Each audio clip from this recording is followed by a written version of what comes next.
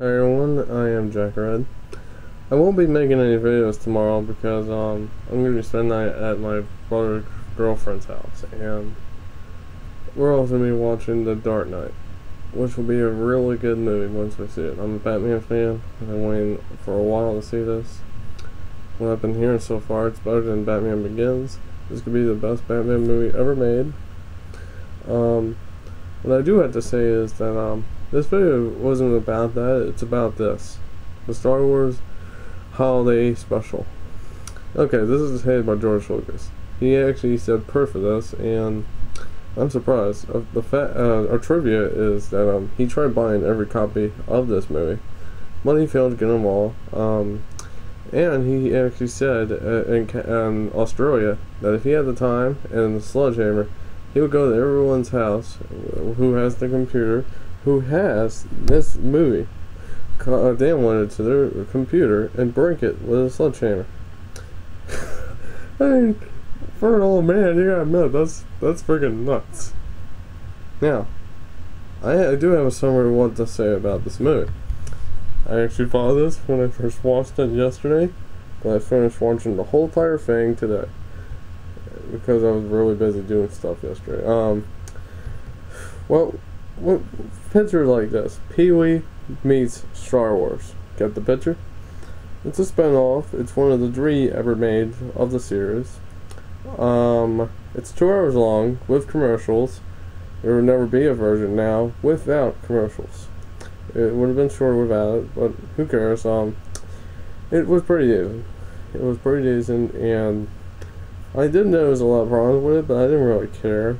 I rather complain about episode 2 than this movie. This movie can actually be called 4.5 for episode number wise, and I tell you, it's not as bad as I thought.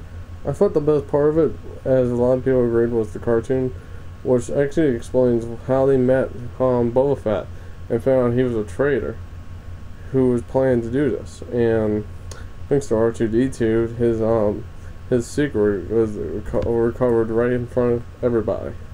So that actually explains a couple things: why they never actually met him in the movies, why they didn't hesitate to call him an enemy and all that. So it actually makes sense. But it actually also made sense because if you ever seen episode 2, I believe, where his father gets his head cut off, you can tell he hated Jedis. You can tell he hated them. And I tell you, it's surprising that he ends up getting eaten by ends up getting sand in episode 6, I believe it is. And so the point is, you might want to see this, you might not. I advise you that if you do want to see it, you better hurry up, because I believe when George Lucas finally does it, finally bans this movie, that he is going to make sure that Google, YouTube, whatever, doesn't have this movie in parts or the whole thing all together. I'm going to let you know right now that you might have some likings to it. You might think, oh god, get this movie away from me. I think the movie is hilarious, to be honest with you. It's more pleasurable to watch than episode 2. I do like episode 3, which was really violent, and it also explained the one question we wanted: what was Darth Vader's origin? Watch all 3 prequel movies and you'll find out. Basically, this movie is basically centered around his family, Chewbacca's family, his dad, his wife, and his son.